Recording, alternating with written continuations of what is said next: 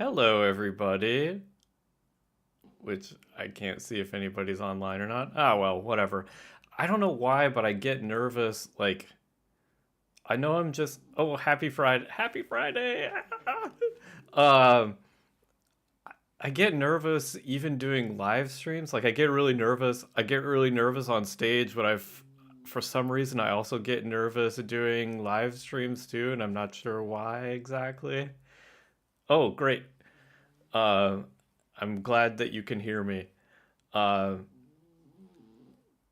Live stream. If I feel like there shouldn't be as much pressure doing a live stream because there's nobody actually here. It's just me and the snoring cat. So,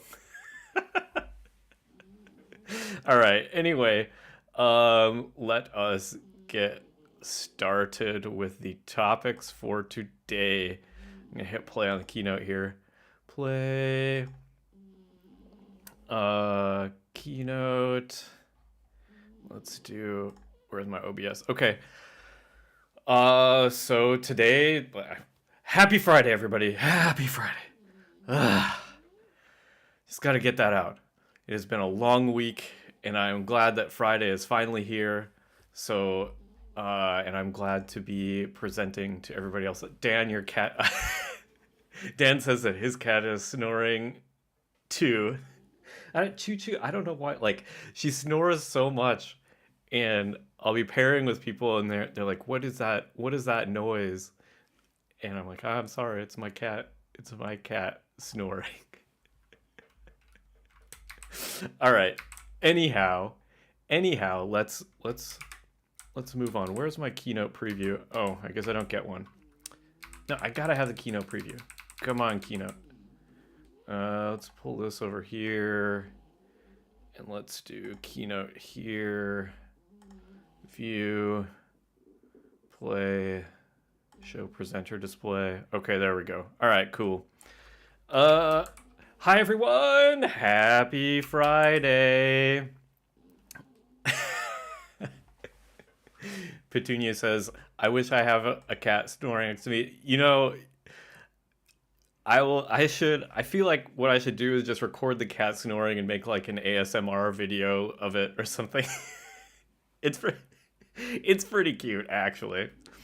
Uh all right. So the very first thing I want to discuss today, I guess, is a little bit. It's pretty heavy, but I want to talk about Ukraine a little bit, and say like I really support them, and I hope that this war will end soon. It's the stuff that I see in the news is really, really awful, and I hope that it will stop soon.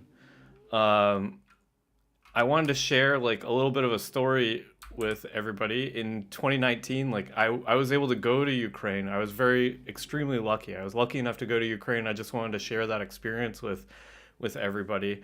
I spoke at a conference there called the Pivarak Meetup in 2019. This is a conference in Lviv, and the city was beautiful. I had a really really good time, and I just wanted to share a couple experiences about it. I wanted to buy some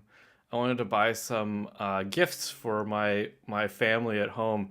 So I went to the grocery store to like just get some candy or something. So this photo pops up in my memories, like in iPhotos and memories, and the reason is because it was like a bulk candy section, and you have to. I mean, I can't read Ukrainian at all. I can't read Ukrainian. I can't speak Ukrainian whatsoever. So uh, I was looking at these, and I got a sack, and I put the candy into the sack, and then I took it to the checkout. But I saw other people with sacks too, and they had put stickers on their sacks, and I did not have a sticker on mine.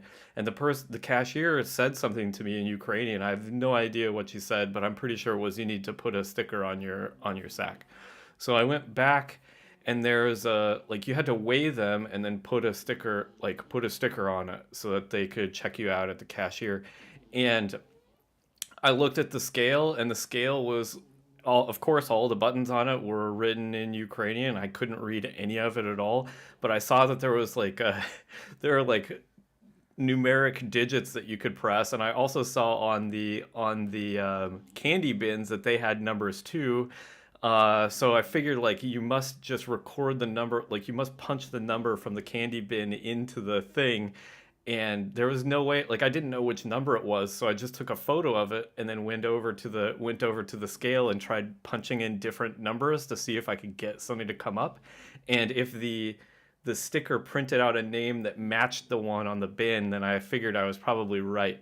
But I got the first two correct, like it was working, but I couldn't figure out the third one. And this somebody at the store, like just some random customer, saw me struggling so hard, and uh, he couldn't speak any English and I couldn't speak any Ukrainian, but he helped me. Like he took me over to the bins and found the right number and helped me out, and I was able to check out. And it's just a funny memory for me. I really like I had a good time with that. Um, at the conference itself, I got to meet Bogdan. He's a Ukrainian who's one of the top contributors. Well, very he contributes to Rails a lot. So I got to meet him, and he was really cool.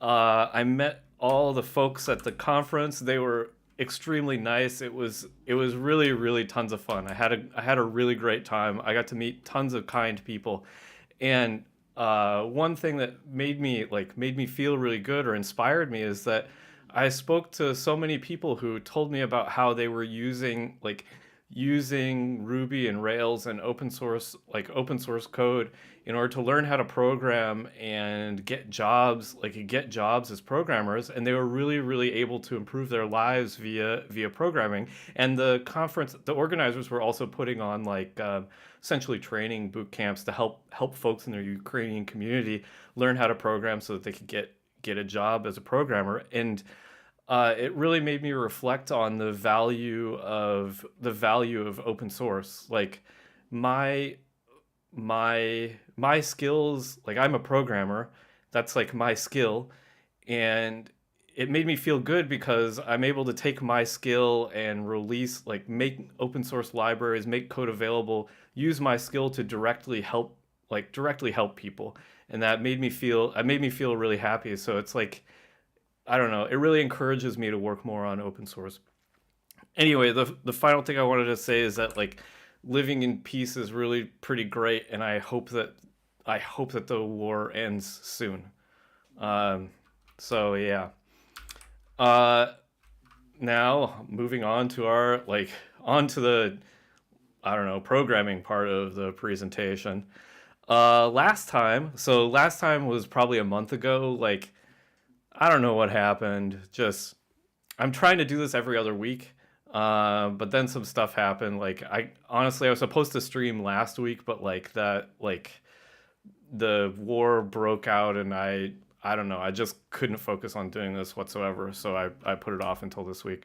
But last time we met, we did PCB design, and I kind of wanted to share some updates from that. So here's some examples of PCBs that I've designed in the past. So this is one that I was working on, HDMI switch.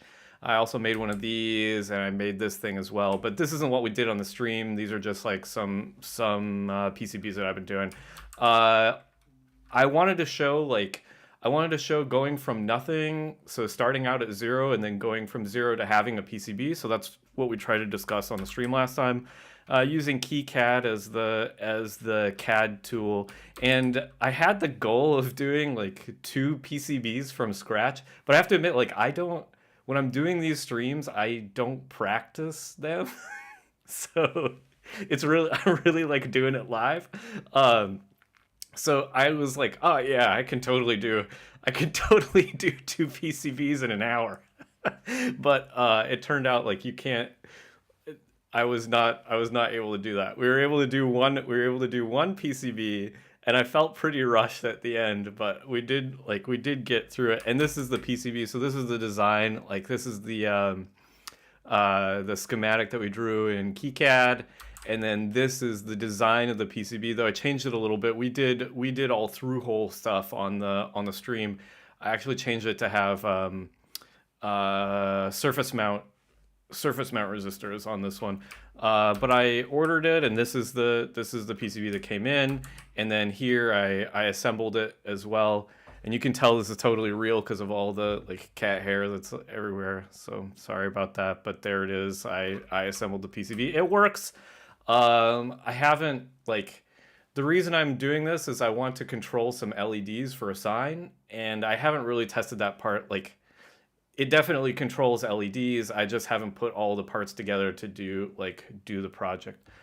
Daniel is asking, where did you order the PCBs? I ordered them from JLC PCB. They're really great, but there's tons of places you can order them from online. I've just used them, and they've been really easy to work with. So, and pretty cheap too. It was like I ordered this and another PCB. It's like $4 for 5 PCBs. And well, you have to pay for shipping though. So the issue is like, yes, it's $4 for 5 PCBs, but then you got to pay like $20 in shipping unless you want to wait like 2 months or whatever.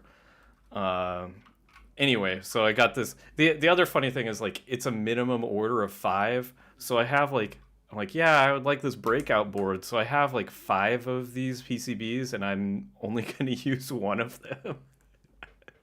I feel like this is a common issue. So, and it seems like there should be like a way that you could say, well, like a PCB exchange. So you could be like, oh, I have a bunch of these PCBs. Can you, does anybody want one of these? Which I guess is kind of what Tindy is, but those are for sale. I don't know. Anyway, this week, what I want to do, I wanted to get back to hacking on TenderJIT this week, so we're gonna do some hacking on TenderJIT. But I wanted to, and then just a little bit of an overview of what TenderJIT is. Exactly what it is a JIT compiler that takes YARV bytecode, which is a bytecode that Ruby uses, and converts it into x86 machine code, and it does this at runtime. So it's a JIT compiler, and it is written in pure Ruby. So the idea is like if you have Ruby code that looks like this, for example, like 3 + 5, you can see on the left, that's our Ruby code. On the right is the instructions that it's compiled to. So the normal Ruby compiler, which is YARV, or yet another Ruby VM, that converts your Ruby code into these bytecodes. So this is the normal situation. And what TenderJIT does is basically takes these bytecodes, YARV bytecodes, and converts them into machine code. And the design, TenderJIT's design is based off of YJIT's design, just that YJIT is written in C and TenderJIT is written in Ruby. So here we have, like on this slide, we have an example of the bytecodes, like the bytecodes that YARV generates, and then the machine code that TenderJIT generates from those bytecodes. And the way that TenderJIT is designed internally is essentially we just have there's a method for each bytecode. So for example, we have like a put object, in this case, 2 put objects, an opt plus, and then a handle, and then a leave. And if you look in the compiler, there's just a method for each of these bytecodes. So you can say like, oh, okay, well, for put object, it calls the handle put object method, and then that's responsible for generating the machine code for that particular instruction. And I didn't include all the source for all of them, but if you look through the compiler, you can find handlers for each of the instructions that, well, actually, that's not true. You can find handlers for each of the instructions that TenderJIT supports. So not all instructions are supported yet, so there isn't a handler function for each of them yet. Okay, the benchmark that I've been targeting is optcarrot, and I ran optcarrot, and if I kind of modified the optcarrot benchmark. Optcarrot is an NES emulator that's just used as I guess a carrot for doing benchmarks against Ruby implementations. And this is what the output looked like on my machine. I'm going to point out some different things about it. So I modified the benchmark a little bit to get some statistics out of it, because I want to get statistics about the JIT compiler so that I know what to improve or what to work on next. So these two lines here, this is the normal output from optcarrot. It just outputs the FPS and then a checksum. So the FPS is like frames per second, and we want the frames per second to be higher. That's our goal. And the checksum ensures that it's actually doing the right thing. So like if we mess up, if the JIT compiler is implemented incorrectly, like probably the checksum will be wrong as well. This next section here, all this output is stuff that I added, and it's information about TenderJIT, and it's like what the compiler did. So the first number there, exits, which is, what is that, like 1.6 million, it looks like. That's the number of times that the JIT compiler had to leave. So we had to say, like, the JIT compiler is like, I can't, like, you're doing something, I can't support it, so I'm going to send you back to the normal, what we call the interpreter, which is the bytecode interpreter, so YARV itself. So we have to go from machine code back to the bytecode interpreter. So our goal is to like reduce this number. Compiled methods, that's the number of methods that the JIT compiler is able to compile. Executed, that's the number of methods where the JIT compiler, or where we entered the machine code. So this is kind of interesting because it's not the number of methods we executed necessarily, it's the number of entries into the machine code. So that means like we probably actually want to reduce this number, because ideally we would enter into the machine code and then never leave. So hopefully we would see executed go down to 1, and then exits at 0. That last line, those are different instructions, different YARV instructions, and the number of times we had to exit on that particular instruction. So for example, this first one is a get constant. It says we tried to execute the get constant instruction. We couldn't do it, so we exited 7 times. And then same with opt neq, all these different ones. And the idea is we look at these numbers and it's like, okay, well, it looks like opt and we exited a whole bunch on that one. So that's probably the next thing that we should target, which is, I made a little graph out of it. So you can see like, yeah, opt and is the majority of exits. So we should try implementing that one and see if we can get those numbers down. So that's what we're going to work on today, is implementing the opt and instruction. And opt and, what it's used for is doing bitwise and operations. So if you see this code, like A ampersand B, like this thing, if you look at the YARV instructions that are output from this, or this is compiled to, you'll see there's an opt and in there. So that opt and is used for that ampersand operation. So before we get into this, like before we actually implement the opt and instruction, I want to talk a little bit about tagged pointers. And I think I've talked about tagged pointers on the stream before, but they're really, like, tagged pointers are really, really important to the C Ruby's implementation. So I want to go over them again, and I'm just going to keep going over them over and over and over on every single stream until you are all tired of hearing about tagged pointers. But yeah, so let's talk about tagged pointers. So first I want to make a statement. I want to say this, like, all Ruby objects have an address. Just bear this, like, keep this in mind. I should have put a little asterisk next to this, but we can think of it as like all Ruby objects have an address. Just keep that in mind. They definitely have an address. Now, many objects live in memory. So many Ruby objects live in memory. Like, we allocate some Ruby objects and they live in our memory.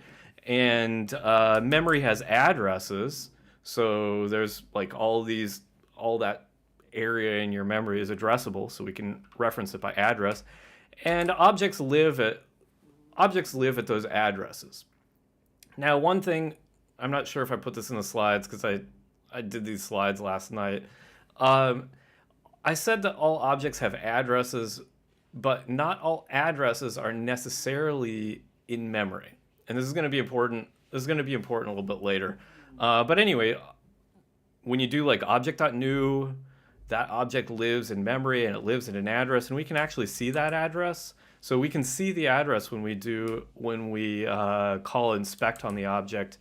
And this is like, please, please, please do not depend on this information. Like this is a secret between all of you in the stream and me. We know this, but don't use this information, please. So if we print out the object, like if you just inspect it, that hex address there, that hex number, that is the address where the object lives in memory.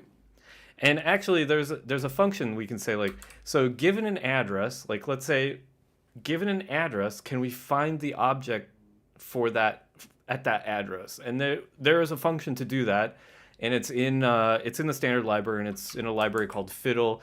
It's a Fiddle DL unwrap. So that's exactly what this function does: is given an address, give me back the Ruby object at that address. And we can see it in action here. So let's say we allocate this new object X, and you can see from the inspect there, it's got that hex number, and we can say fiddle.dl unwrap, and we'll give it that hex number, and we actually get that same object back. So, like, as I said in the slide, this is highly illegal. Do not try it, or do try this at home. Definitely mess with it at home, but don't do it at work. Like, do not do this at work, for sure. This is definitely a great way to make crashy Ruby programs.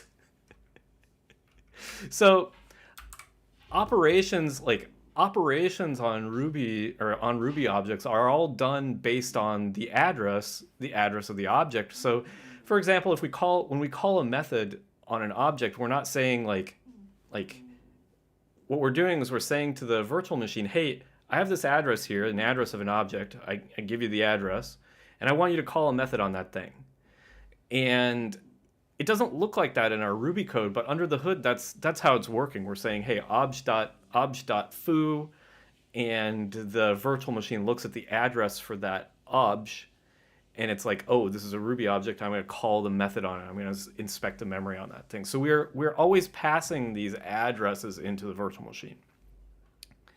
Now, one thing is, like, it would be really nice if we don't have to allocate stuff all the time. Like, we don't want to allocate objects all the time. Like, if we could reduce the number of object allocations that we make, that would generally be good for performance of our programs. So if there was a way, like any tricks we could do to decrease object allocations, that would be like really, really nice.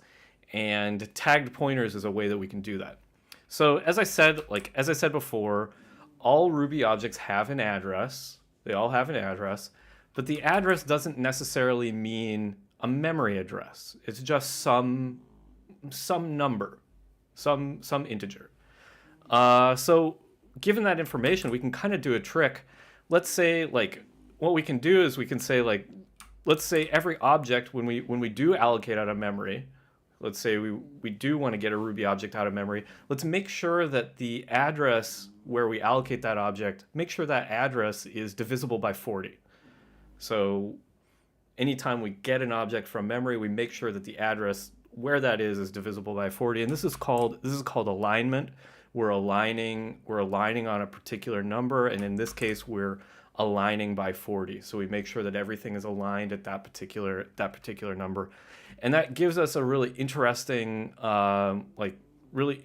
attribute of these addresses. Like, if we take a look at 40 in binary, so look at multiples of 40. So if we look at 40, 80, 120, and we keep doing this in multiples of 40, you'll notice that the three bottom bits, or the 3 bits on the far right-hand side, are always 0. So it's always, those 3 bits are always 0. So that's really interesting, because it means that we can say something like, if any of the bottom bits, if any of those bits on the bottom are not 0, then we know it's something that we didn't allocate out of memory. Like we know that this number is not associated with a Ruby object that's stored in memory anywhere.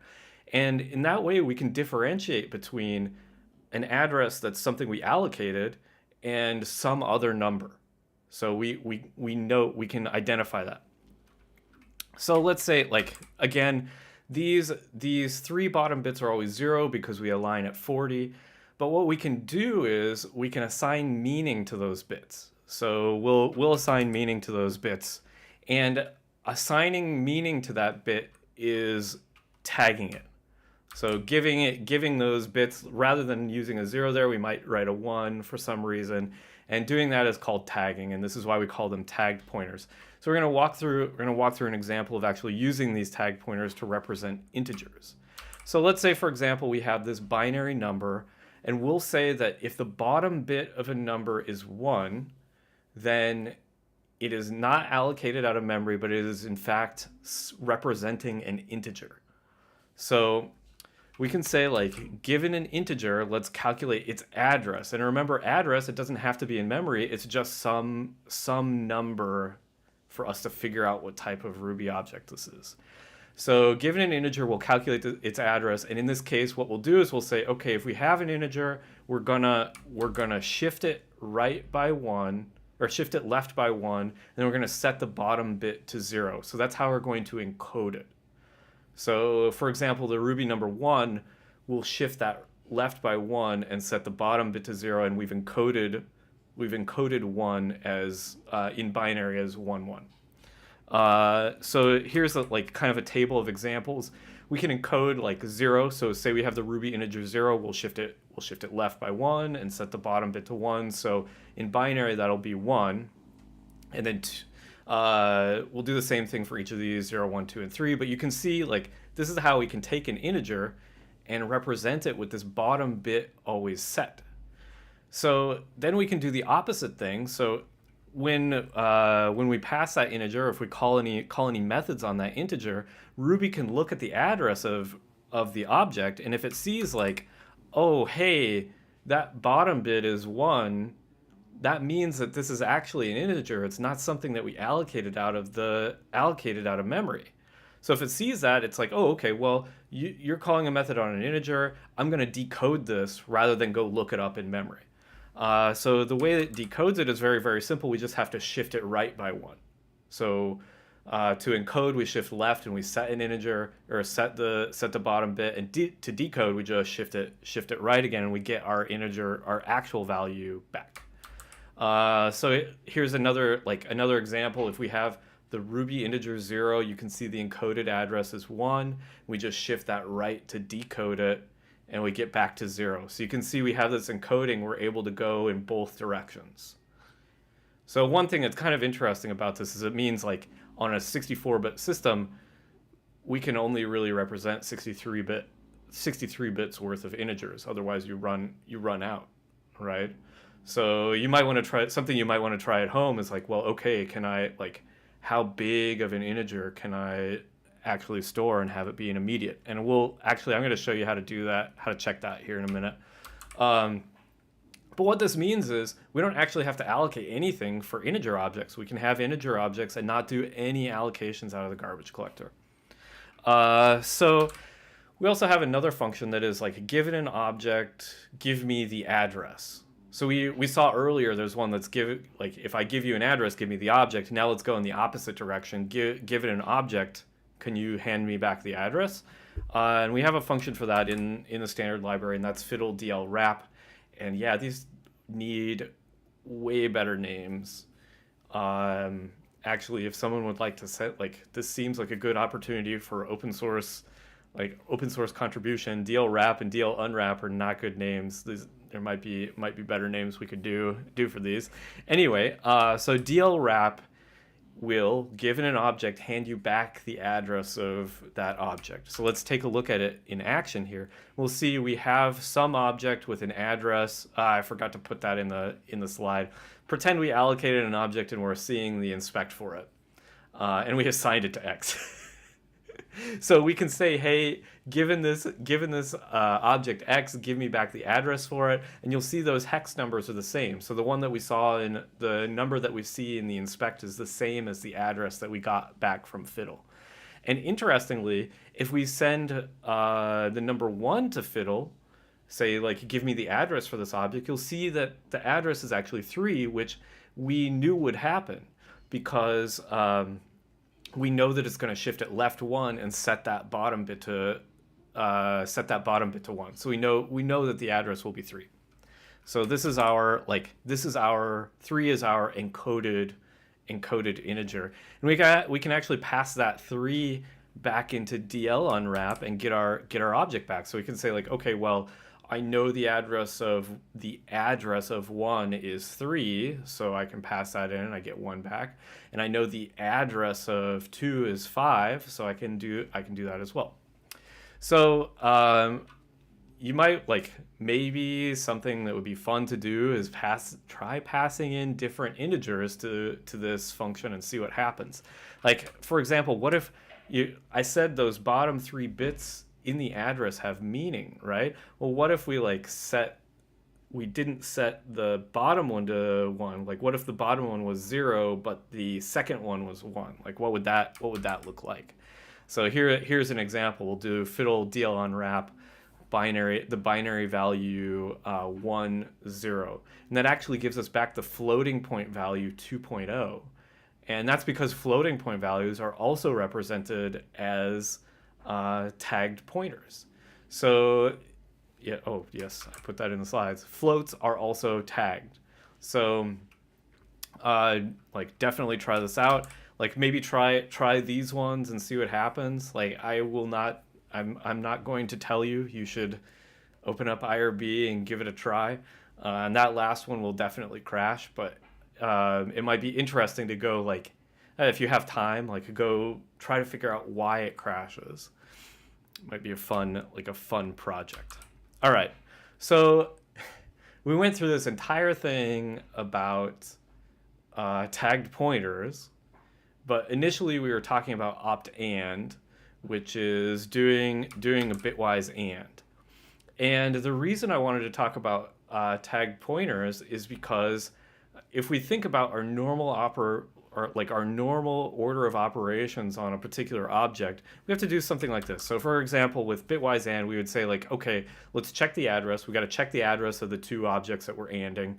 If they're integers, we unwrap them, we decode them, then we perform the bitwise and then we have to wrap or encode the integer again and hand it back to the user, the code that called this method. But what's really interesting is we don't really have to do this for the AND operation because 1 and 1 will equal 1. So because we know that bottom bit is always going to be 1, if we verify that the left and right side are both integers, we can just do a normal bitwise AND on the 2 sides. So we can just say, okay, well, let's just reduce this to say we check the address, make sure they're integers. Are they integers? Yes. Okay. Let's just do a bitwise AND on it, and it's already encoded for us. We don't have to do that because that bottom bit will always stay the same. Okay, so that was a lot of me talking. Let's actually do this in some code. So it's been a while since I've done some live coding, so let's do live coding. All right, desktop. There we go. All right, I'll move this off the screen. Oh yeah, and if anybody if you have questions, of course, put it into the chat. I'm happy to answer any questions as we're pairing with Aaron. All right, let's see. We need a Vim. Let's get a Vim over here. Oh, actually, if anybody has good suggestions on tools for pairing, actually doing pair programming at work, I'd really appreciate any pro tips. I was using, like, I use Vim, and some of my, like, a lot of my teammates use Vim as well, and we really enjoyed pairing with Teammate, but the service seems to be like not working very well. I don't like using, like, I don't really like using video based pairing stuff because I find that lag really bothers me, and also the, like, a lot of times you get artifacts on the text, and I just can't read the artifact. Like, I can't read the text very well with artifacts. So I really like Teammate because it's all in terminal, like in the terminal, and you can, I mean, maybe there's lag, but at least you can read everything. So anyway, if people have pro tips, I'd love to hear them. Vim and Tmux. Yeah, so Daniel is suggesting Vim and Tmux, and I like it, but I want to do remote pairing, which means I need to get somebody to SSH into my machine, or I need to SSH into their machine or something. Like, I have to figure out how to share that thing. So Teammate is essentially Tmux, but with that, like, SSH thing done for you, which is really, really awesome. Okay, so we're gonna support and yes, Teammate is a fork of Tmux. So let's do test.rb. We'll have def foo. So we have, like, for example, like, we want to do 3 and 5. So this will have our opt and in it. Oh yeah, before I do this, let's get into IRB here real quick. I wanted to show, like, we were talking about tag pointers and the largest integer that we can support. Let's do that. So if we do, like, how do you tell if something is a hi, yes, the cat wants to join. How can you tell if something is allocated on the heap or is a tagged pointer? Let's take a look. So if we do this, like, how can we tell? We'll just look at the object ID. So let's do one.object ID is 3. So this is actually interesting. If it's a tagged pointer, you'll actually get that address returned. If it's not a tagged pointer, you'll get some monotonically increasing number. So let's check this out. Like, if we do 1 right shift, Daniel is asking, do I only use IRB or do I ever use pry or have an opinion? I have no opinion. I mean, I just use IRB because it comes installed with Ruby, but doesn't matter to me. All right, so let's shift this right. Let's do this. Shift it right by, like, let's do like 60. No, let's do 62. So that's pretty big. Whoa. So let's look at the object ID on that. Look at that. Oh, that's too small. It's way too small. Let's do 61. 61. Yeah, look at that object ID. It's huge. It's really big. Okay. So apparently we can go up, we can shift right 61 bits. And I'm not going to go into this, like, we're not going to discuss why this is here. But take a look at this. Like, you can see that this number gets bigger, and eventually it'll turn into a tiny number, like, or a smaller number, like this one. I don't know. Is this right? Yeah, I don't know. See if you can find out what the maximum number is, and then, like, why that is. Like, see if you can figure out why that number is the number that it is. I think it's a fun homework exercise. All right. Let's do this. Roddy is asking, any particular reason why integers are represented that way? The main reason is to reduce object allocations.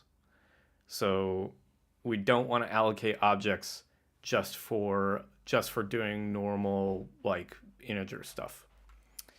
Let's see. So we'll do Ruby --dump insns test.rb, and we can see here, let's pull this up. I'm going to clear this. Okay, right here is our opt and. So that's the thing that we need to implement. And you might be seeing, like, just to explain everything that's going on, this option lets you, let's see, can I do, nice. Okay. This option right here lets you dump the instructions, like the instruction sequences that are in that particular file. So this thing is like, this command is basically saying, okay, just dump all the instructions that are in test.rb. And we see that there's actually two chunks of them here. There's this chunk, and then there's this chunk. This chunk here, oh, hello, happy Friday. This chunk here is the method body. So it's the foo method right there, foo. This chunk here is the main code, like the code that's in the main file itself. And what's interesting is Ruby uses Ruby to define methods. So, hey Tiago, happy Friday. So Ruby uses Ruby to define methods. So there's actually an instruction here that's like define method. So we actually define this method foo, and right here there is like this foo is actually the instruction sequences for the foo method itself. So it compiles the foo method and it generates an instruction that's like, hey, please define this method foo here. So I think that's pretty interesting. Okay, but anyway, we care about this one. This is the one that we're going to do. So let's write a test case for it. Test instruction. Where am I? Oh, I'm in the wrong directory.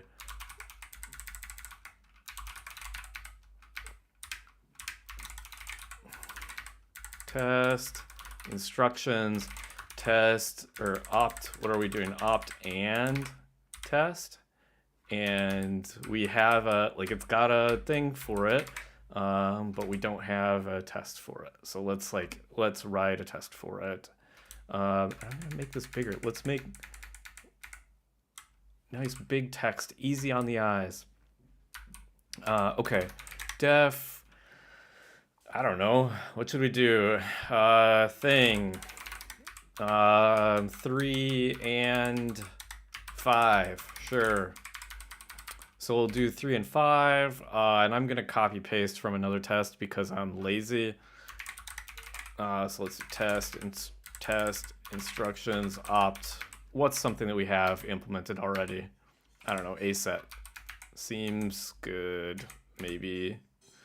Yeah, sure, we'll copy this method. Put it down here, close this up. All right, so we're going to compile, we're gonna ask the JIT compiler to compile thing. We don't care about that. Actually, before we compile the method, let's like run the method and get the actual value. So we'll run it outside of the JIT, get the value for it outside of the JIT, then run it with the JIT and make sure that the two values are the same.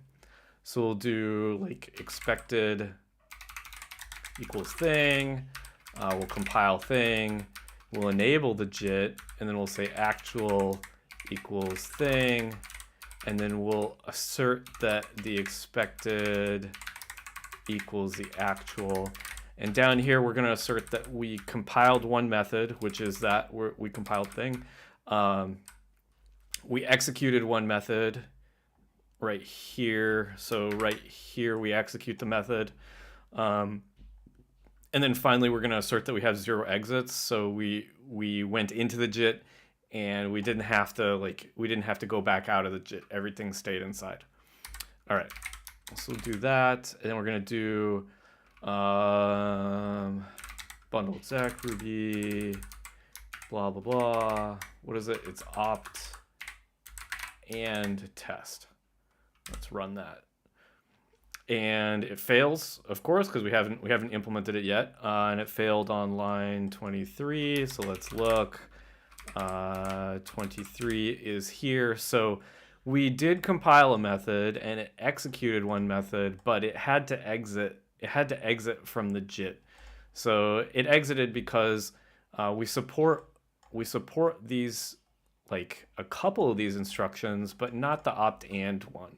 So if we dump those instructions, or if we looked at these dumped instructions, actually let's do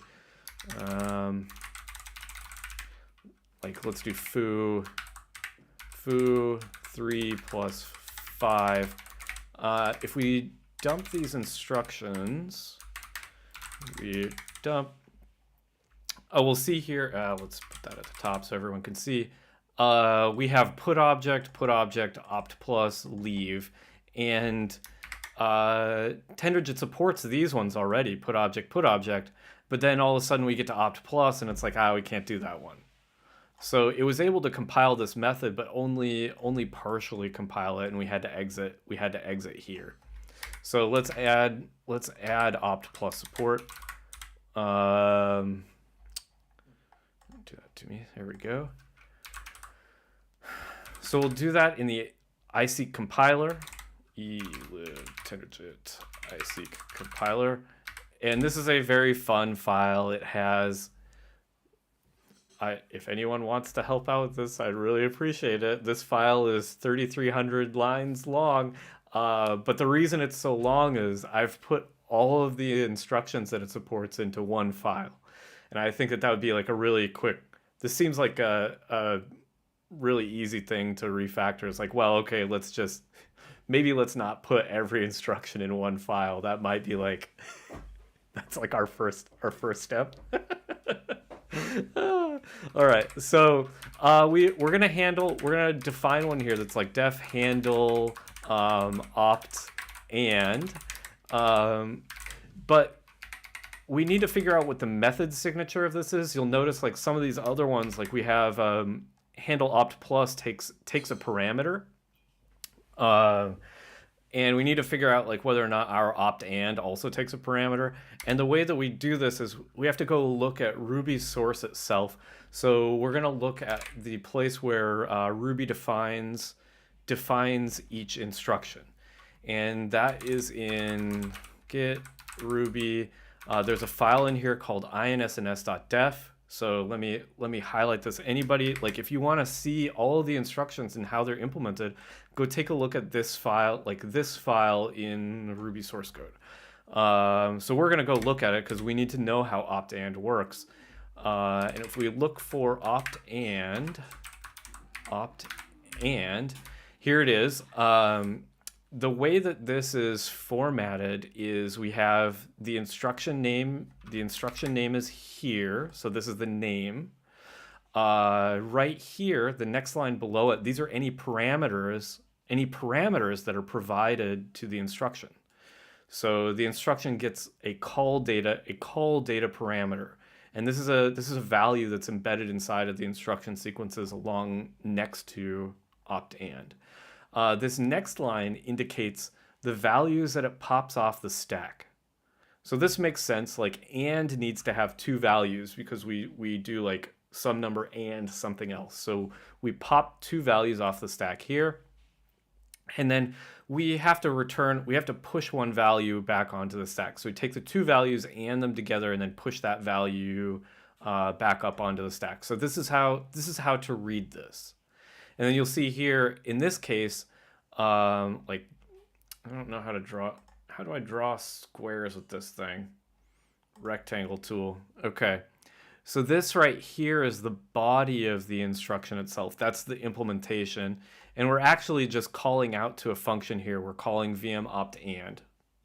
So we can go look at that. Like, yeah, let's go take a look at VM opt and. Let's go into the directory. There we go. And it's interesting. The way this thing works is it says like, hey, are both of these fixed nums? Are they both those tagged integers that we talked about? So is the left and the right hand side, are they both tagged integers? And this line here, this is pretty interesting. And I don't want to get like, no, not rectangle tool. Give me arrow tool. This is kind of interesting here. Basic op unredefined. So if you monkey patch bitwise and on an integer, we need to know that, like, it needs to know that, right? It's got to know that. And this is how we tell it, is we do that with these thing called bops. I love the name bop. So if you bop the integer, if you pop the integer, we need to be able to tell that. But anyway, if they're both integers and you haven't monkey patched it, then all we have to do is we just have to do this. Like that's all we have to do.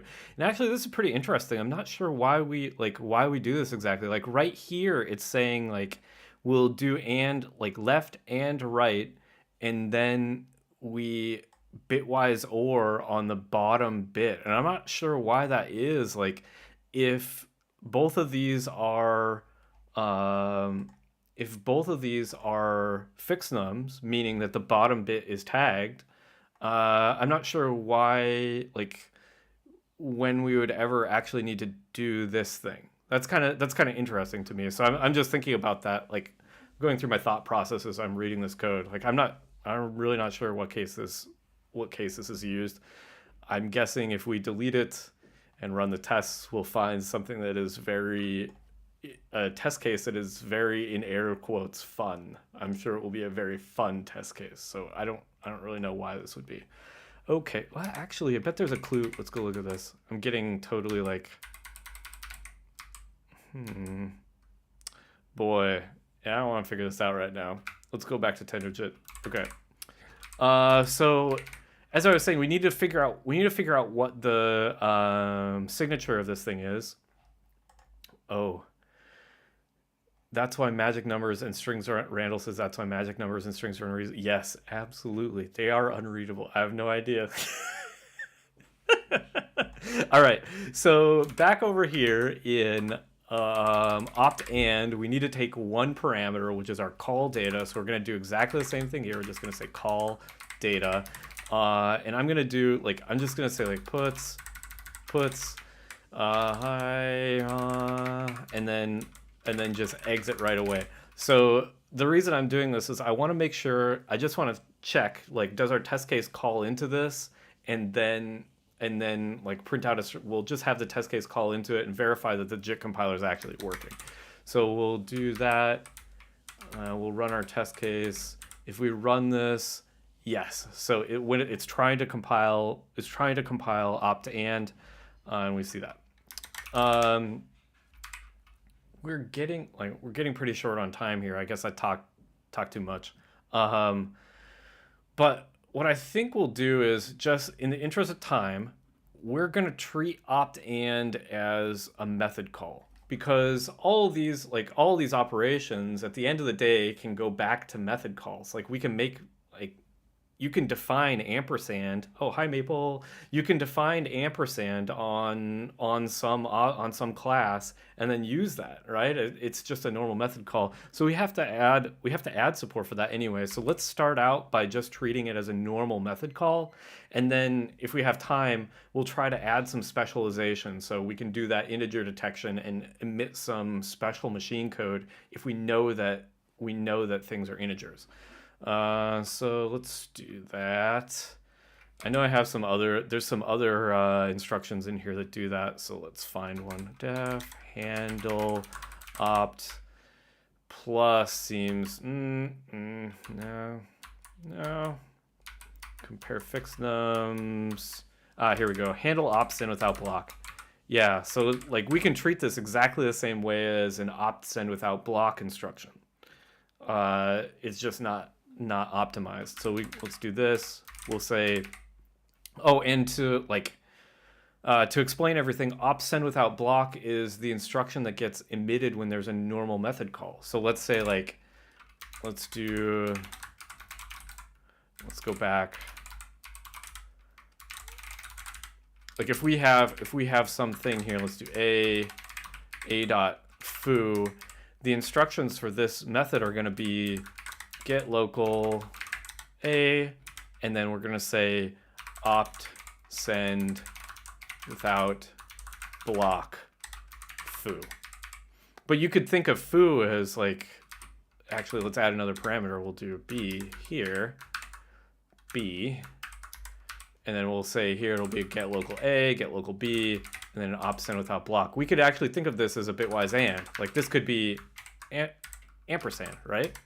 Like this is totally legit. It could be the same thing. So we can treat the two as the same. Like it's just a method call, even though that's maybe not the most optimized way to do it. But let's try it. Okay. And that passed our test. If we treat it as a method call, it works fine, and we can continue life that way if we want to. But let's do so for the next couple of minutes. Let's see if we can emit some specialized machine code. I am not confident because I've been talking way too much, and I also have a couple more slides I want to do. But let's like take a look. Let's take a look at the temp stack. So as we're compiling this code, like let's say for example, actually let's go back to our test case. Opt and test. Oh, come on. We have two integer literals here. We have 3 and 5. And we know that we're doing a push, like we're doing a put object on 3, so we're pushing 3 onto the stack, and we're also pushing 5 onto the stack. And if we look at our temporary stack, like the temporary stack is able to see like, oh, we did a 3 put object 3 and a put object 5, and it knows those types. And if we have that type information, like if we know the types of the things that we pushed onto the stack, well, we can specialize based on those types. So let's take a look at the temporary stack and see what's in there. P at temp stack. And let's just exit. Now, if we run this, we'll see. I'm gonna run it again. So it prints out a bunch of stuff, but you can see we have some items on this stack. So it's just a stack. We have one item that's a literal here, and it contains the type, like what type it is. And we have, where is the other one? So there's one literal. We have another one right here. So we have 2 literals, and I believe this type indicates that they're both integers. So they both have the same type. So let's check. I think we have one that's like pt t fixed num. Let's see what that value is. I think this is 21. But let's look. Yeah, it is. So we can tell like, okay, this thing needs to take 2 parameters. So we can say like, actually we can do something very, we can basically do the same thing that opt plus is doing. We can say like,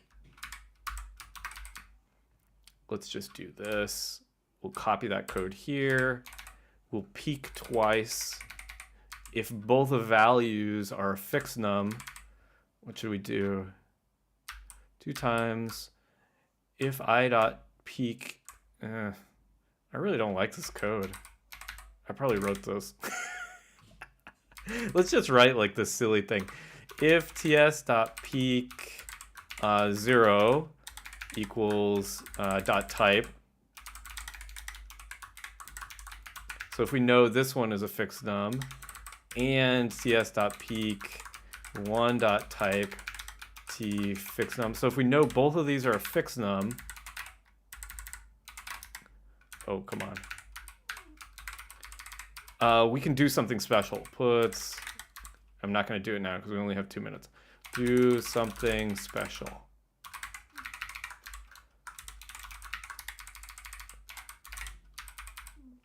Oh, probably need this value here. Otherwise we can just treat this as a normal method call. So if we run this, we know, oh, okay, well you pushed a 3 and a 5 onto the stack, or you pushed 2 fixed nums onto the stack. We got to do something special here. We can generate some faster machine code. There's only 1 minute. Okay, let's end here. I am going to finish this code up and then send a pull request to TenderJIT with the completed stuff, and then I'll put a link to the pull request in the description for this video, so that you can catch up on the information, like catch up on what I did later. But I want to go back to the keynote for a second here. Keynote, play. Okay. So we did coding. Yeah, so next time, I wanted to talk about next time a little bit. Next time, I was thinking, so I've done TenderJIT for quite a few videos, and I want to do other stuff too. So I had a couple ideas for things to do next time, and I would like to get people's opinions. Maybe I'll do a Twitter poll or something. I was thinking about doing an ARM64 assembler in Ruby. Like I thought that that would be a pretty fun project. Um, TenderJIT only works on x86, and it's because we don't have a there's no ARM, like we don't have an ARM 64 assembler. So I thought that might be a pretty fun project. And another project is like at work I've been working on a code inlining project with Maple, and I thought that might be interesting too. Basically, the thing that we're working on is we're taking Yarv bytecodes, like Yarv methods, taking those and copying them into the callers. So we'll take callees and copy them into the caller, like the caller methods. I thought that might be an interesting thing to do on the live stream too. So if you have any thoughts about that, like please tweet at me or something. But I will probably do like a Twitter poll and figure out what I'm going to do next time. Or we can always do it. We can keep working on TenderJIT as well. But thank you for coming, everybody. I really appreciate it. And please have a good weekend. Bye.